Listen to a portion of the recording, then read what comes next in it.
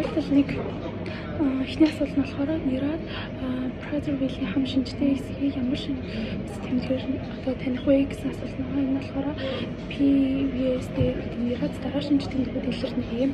Энэ нь болохоор хүчингийн суулгаад хүч чадахгүй одоо сул хөдөлгөөнтэй одоо хүлэг асуудал буюу нөө сорлох одоо сурвалж чадахгүй байх ч юм уу тийм шинж тэмдгүүд илэрнэ мөн жим багт хүрв одоо тэгээд хөгжлийн хоцрогдол эрт үеэс ажиглагддаг.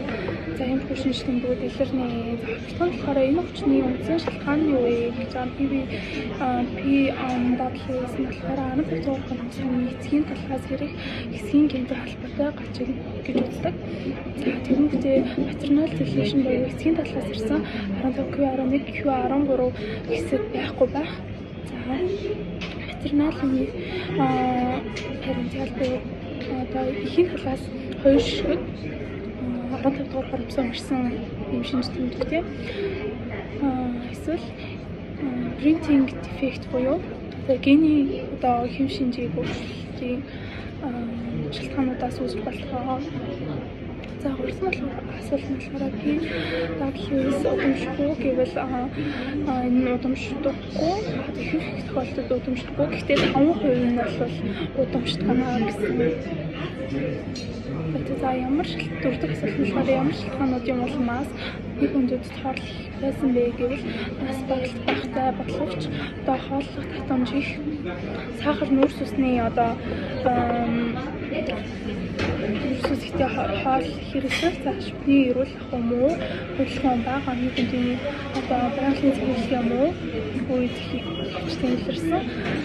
Гавал нурууны талаас илрэх шинж тэмдгүүд нь болохоор булчингийн сулрал, хэл ярианы хөгжил хоцрох, оюуны хомсдол, хөлгөөний хөгжил удаашрах, тэнцвэргүй болох хөдөлгөөнүүд гэсэн одоо шинж тэмдгүүд илэрсэн. Ямар эмчилгээнүүд үр дүнтэй вэ гэх юм бол өсөлтийн гормон буюу HCG эмчилгээ,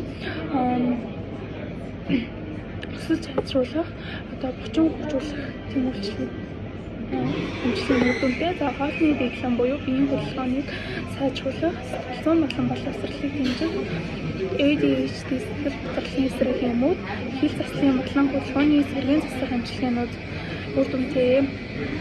За болон болохоор сэтгэл зүйн болон зан төлөвийн өөрчлөлт хэрхэн нөлөөлдөг вэ гэх юм бол ураг цааштай бодлого, тэгээд хөрөнгөний зан, за хоолны хязгаарлалт гэхэд одоо хийгээд одоо хүнддэг. Цааны авирын одоо хямралтнуудтай. За хөдөлгөх чадвар муу. За тэгээд сэтгэл готрол энэ шинж тэмдэг илэрнэ. За энэ хам шинжтэй буюу одоо тархалтай хүмүүст болохоор гол эрсдлүүд нь юу гэхээр 2 дугаар хэлбэрийн ширхгийн шижин одоо зүрх судасны өвчин тэгээд амьсгалын дутагдал болон үений ачаалал хөдлөн басах хэвтрийн байдал гэсэн шинж тэмдгүүд одоо илэрдэг. За энэ хам шинж нь эцэг эхийн хинээс удамших вэ гэх юм бол эцгийн талаас ирэх 26 дугаар хоромсон гинцэн үед PS үснэ. За эхийн талаас ирэх хос хоромсон байгаа үед мөн илэрдэг. За 10 дугаар асуулт нь болохоор PVS-ийг одоо хэрхэн онцлох хамгийн үр дүнтэй лабораторийн арга юу вэ гэвэл DNA буюу methylation analysis буюу 99% тохиолддог онцлог. За тэгээд fish, за SNFRA, за UFT тодорхойлох гэсэн одоо лабораторийн аргууд байдаг. За булчингийн сулрал ямар зүрх үр дагавар авчирдаг вэ гэх юм бол бүх болон хүлэг асуудал, хөдөлгөөний хөгжил удаашрах, хэвтрийн байдал ихсэх, харгалал процесс солилцоо өөрчлөлт. За ингэснээр болохоор одоо хотод эзний үйл ажиллагаа удаашрах ч юм уу амьсгалын булчингийн сулрал, амьсгалын асуудал үүсэх эрсдлүүд бол арайсаа үйлчлж гарч ирж байгаа. За дараагийн 2 тохиолдлын эхний асуулт. Клиник үзлэгээр одоо нүүрний бүтцэд ямар өөрчлөлт үүсэх вэ гэвэл урд ирүү одоо урд ирүү том урагш таваасан. Хажуу талаас харахад бол конкефасиал одоо профайл шинж тэмдэг илэрсэн, угруул нь зөв хаагдахгүй, антириор орхон баяц илэрсэн, класс 3 мал хөвшөөл буюу доод дээд шүднээс урагш барилсан юм шинж тэмдгүүд өөрчлөлтүүд илэрнэ. За Адамсны буюу ген ямар үүрэгтэй вэ гэмээр энэ дээр нь болохоор экстра целлюляр матрикс задлах. За тэгээд эдийн хөгжлийг зохицуулах. Ялангуяа ус шүрмэс мөгөөрсний хөгжилд оролцдог. За дөрөвдүгээр асуудал буюу хүндрэл үүсэж ямар хүндрэлүүд үүсэж болцсохгүй вэ гэж амны хаалт муу хоол зачлах залхах хүндрэлүүд ярианы гажиг ирээний өвгний өвдөлт TMJ disorder буюу за тэгээд нүүрний гоо зүүн асуудал сэтгэл зүйн стресс өөртөө их болохгүй байдал гэсэн шинж тэмдгүүд хүндрэлүүд үүсэж болно. За энэ нэмийг ямар аргаар онцлох вэ гэж энэ клиник үзлэг цифалометрийн зураг, за орто пантограмм, за 3D CT зураг, генетик тест гэсэн аргуудаар уншилж болно. За хүчин үсэг шалтгаануудаас суртахуун энэ болохоор удамшлын хүчин рүү генетик ачиг, за хүүхэд насны эрүүний ачаалал зуршил, өмсөн мэрэгхийл одоо хилэг төлөвч юм зуршлууд ордог. За ховор тохиолдолд эндокрины эмгэгүүд бас илэрч болт юм байна.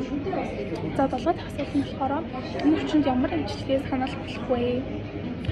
За ортинацийн насаас болон дараагийн амжилтны ортодонтик одоо тритмент зуулж бидний байрлал засгийн амжилтгээ TMJ-ийн эмгэг байвал одоо үеийн хамгаалалт физик амжилтгээ шаардлагатай бол артроскопийн амжилтгийг хийлгэж болно. За дэмжлэхгүй бол гарч болох хүндрэлүүд нь юу байдаг вэ гэхээр уул дулам дортой шүд илүүдэг ярих зарчлах болтой улам хүндэрнэ. За TMJ-ийн архаг өвдөл буюу үеийн одоо үний өвдөлтүүд үүснэ. За тэгмээ нуруу хүзүүний булчингийн ачаалал толгойн өвдөлтөд дагалтаж болно.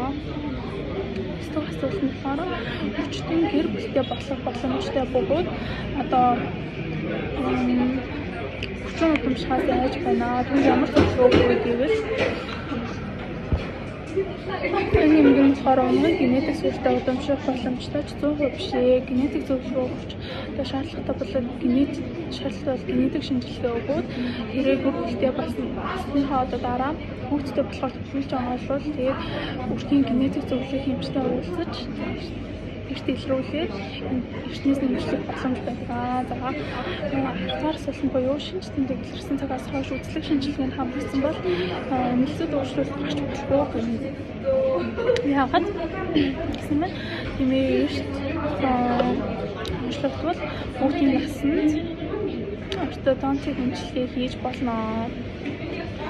Нөхөн сарын дөрөвний өсөлтийг зохицуулж хүндрэлээс нь сэргийлж болно. TMJ ачааллыг хасгаж хөгжүүлэлт дуу чимээ буудлаас сэтгэл зүйн дэмжлэг үзүүлэх амьдралын чанарыг нь сайжруулах боломжтой.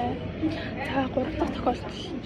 Эхний асуулт нь болохоор шинж тэмдгийг ямар өвчний үед